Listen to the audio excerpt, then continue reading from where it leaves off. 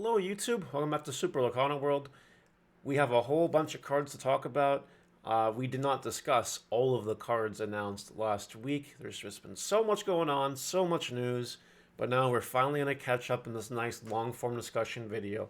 And I will probably go back to a few cards that we touched on last week, but maybe didn't have enough information or whatever. We're going to talk about just everything new that we know, go over some new stuff, try to not talk about the stuff we talked about last week, and just evaluate each of the cards based on what we know and see kind of how good they are and go from there. I will be doing deep dive videos in some of the newer cards that I think are particularly super intriguing. But today we're just doing a general overview on how good I think some of the new cards are. So if you guys like this content, don't forget to like, comment, subscribe. We are a new channel. We want to get to 500 subs.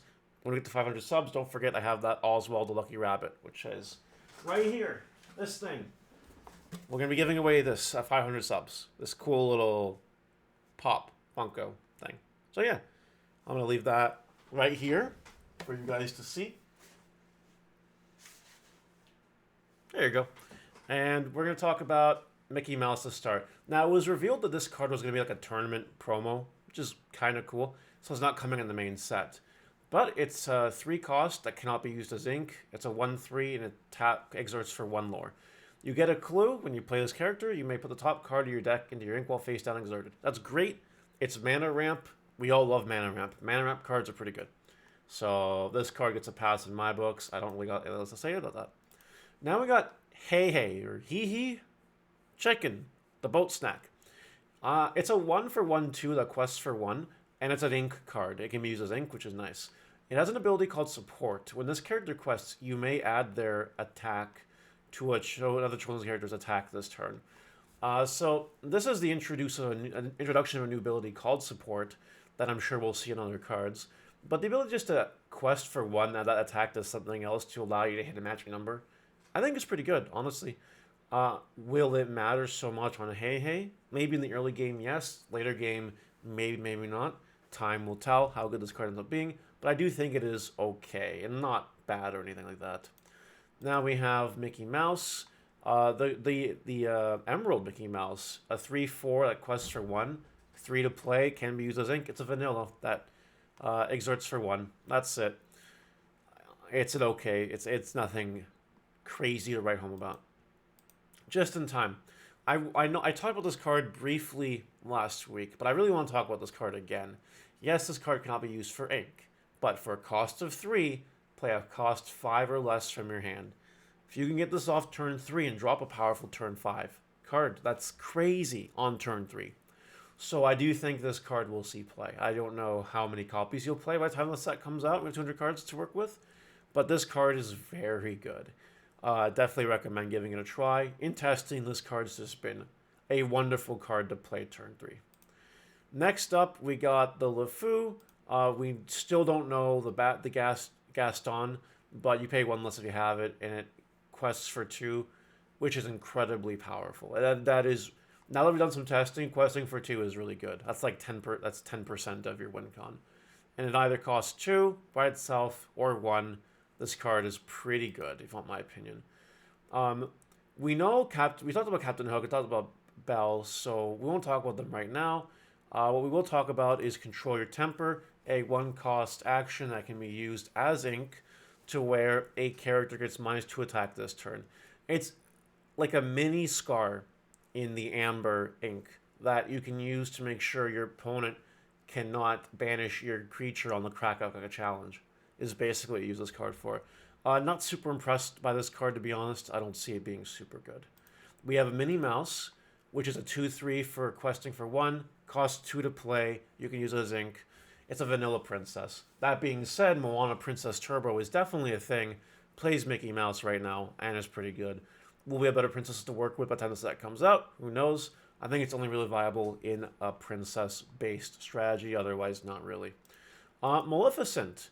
A 1-cost 1/1 that quests for 2, Inkwell as well. This card's crazy. This card is really good. There's like I'm not gonna call it like an cheap aggro deck, so to speak, but like you play Maleficent, you can quest with it for 2 right away. If your opponent can't like deal with it right away, it's gonna give you 2. Early game, lots of quest advantage. And then if you play freaking Hercules with the bodyguard, then they can't challenge your Maleficents and get rid of them until they get rid of Hercules. So this card puts a lot of early game pressure on the opponent. I do believe you'll see meta play when the set comes out. The card is that good. Lantern. You exert to pay 1 less for the next character you play this turn. Yes, they stack, and it costs 2. To play it, can't use it as ink, unfortunately, but this card lets you do some wombo combo. Like, effectively on turn 3, it lets you play a 4 cost. And in my opinion, this card's a little better than the action, frig. This guy. Just in time. It's a little bit better than that. Because it stays. And like playing a 4 cost turn 3 versus a 5 cost turn 3, the difference is negligible in testing, which is good. But these just give you value always, right? They always give you value every turn you pay 1 less. It's always helping you. It's always putting you a turn ahead. And then it gets kind of, outpaced as the game goes greater and get to the point where you have low hand sizes and get to the point where you're not really drawing anything like that you need a lantern to play. But the card is very good. It will see play for sure. It's basically a mana rock, and that's cool. Aurora is a 2 for 2/2, quest for 2, can be used as ink, blue princess. You can shift OG Aurora. Where is OG Aurora in this list? Well, where are you? Aurora, here we are. You can shift for 3. So basically, the play is you play the new Aurora for 2, then turn 3 is shift. That's very good. Again, I'm going to save shift talk for another video because I do really want to allow you guys to really understand how shift works, and I can only do that in a grand scale discussion when I'm only talking about shift. So we'll cross that bridge later, but a 2 for a 2 to the quest for 2, they can shift turn 3 is very powerful. That's for sure. This card is crazy. This card is so freaking good. It's a 1 cost action that you can use for anything you want to. Look at the top 2 cards of your deck, put 1 into your hand and 1 on the bottom of the deck. It is sleight of hand, literally, that magic card. This card's crazy. I've playtested it. I love it. You always activate this card. I never use it as ink. It's just so good at getting you what you need. This card's great. It's easy to play for sure. For sure.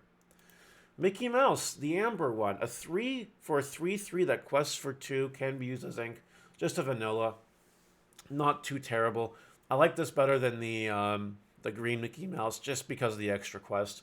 The 1 defense I find is kind of negligible compared to the green Mickey Mouse. This one, I do believe it's just fine. It is kind of good. Moving right along, Coconut Basket. This card's really good right now. When you play a character, you may remove 2 damage from chosen character. Pretty good card. Works really cool in the Stitch Turbo deck.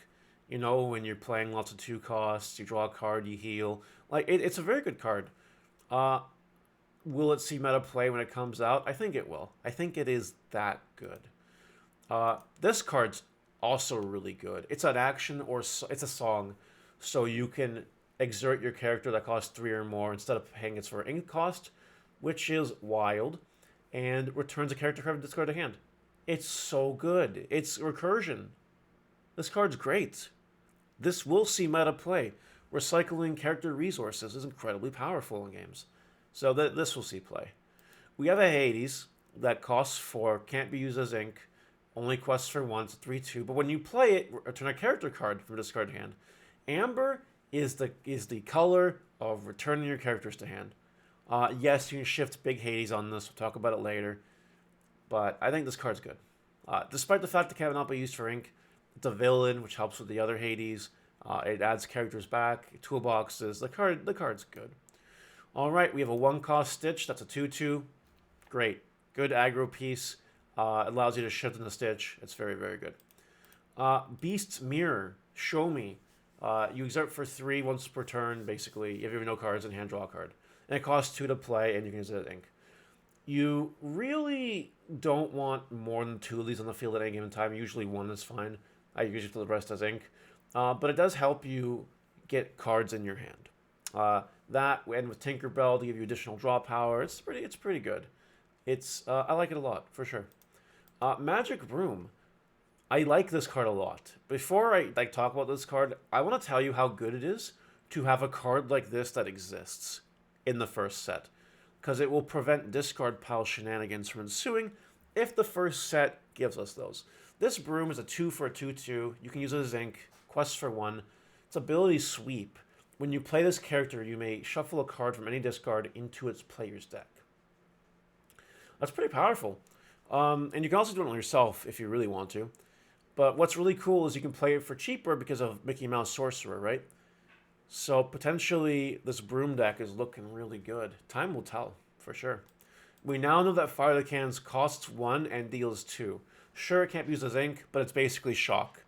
And Shock is recurable, the Shock that is recurable by the newly revealed Captain Hook. Card's great. Just repeated damage to a character, chip it enough to kill it, or just outright banish it. You'll love to see it for sure. We have a 4 for a 3/4 Blue Maleficent that exerts for 2. I like that it exerts for 2. I don't like anything else about it. It can be used as Ink, which is cool. I'm not a super big fan. Talked about Simba already. Pascal has Camouflage. While you have another character in play, gains Evasive, and it's a 1 for a 1/1 that quests for 1. Can be used as Ink. It will slowly chip away at your... Chip away. I'm talking like this game deals damage to your opponent. It'll slowly increase your quest and your lore counters. And while you have creatures and characters on the board that have a hard time being banished, I do like this card. I don't know if it'll see meta play per se when it comes out. It is kind of odd, but I do think it's good. I think it's a decent card. Flounder, a 1 for a 2/2 for 1, just like Stitch. I like these early 1-drops for 2/2s because they present early pressure. Like if the opponent decides to play Maleficent, the 1 for the 1 for a 2 quest. If you play Flounder to respond, it makes their life a little awkward. Well, the card's pretty cool. Besides that, we are almost done. We do have Frying Pan. It's a 2-cost item that we use for Ink. You can banish it to make sure a chosen character can't challenge on the next turn. I like it. It's the only form of challenge stun right now in the game, so I do appreciate the fact that it exists. That's all I have to say about it. I don't know if it'll see play, but it is a nice little stun card for sure. This is a 3 for a 3/3 that quests for 2. It's as vanilla as it gets. I think it's fine.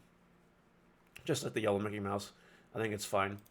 One Jump Ahead is a song that mana ramps you, and you can play it for free potentially by exerting a 2-cost character or higher. The ramp is good. Now, I believe the last card I want to talk about today, because we've covered all of them now, is Let It Go. I really want to talk about this card. I have saved the best card today for last. This card is crazy. This card is absolutely insane, busted, tier 1, will see play. Just let it go, guys. It's a 5-cost that can be used as Ink if you really want to, but I never do. It's a song, so you can play for free. What it does, put chosen character into their player's Ink while face down and exerted. So, yes, you might see the downside and say, okay, geez, they get more Ink. Yeah, you can't look at it like that. There are many cards in Magic that do removal, but give your opponent land. Like Path to Exile comes to mind, I believe. It's just one example out of many. Let It Go is a removal card that sticks your opponent's creature into Ink. They can't recur it with things like Hades or the 3-cost song. They can't do anything with it unless they give us a way to add Ink to our hand. Then they can.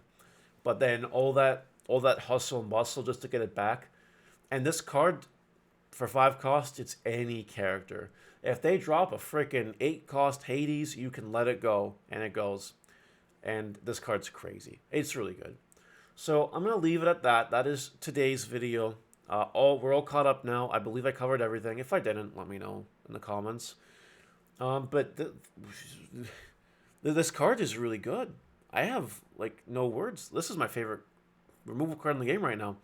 And there are a lot of good cards so far. Yes, we only know about a third of the set. Just under that. But as we get closer, more and more cards will get revealed. We'll have more exciting news to talk about. And I'm looking forward to it. Out of all the new cards, what is your favorite new card? Let me know in the comments, and we'll see you later. Bye.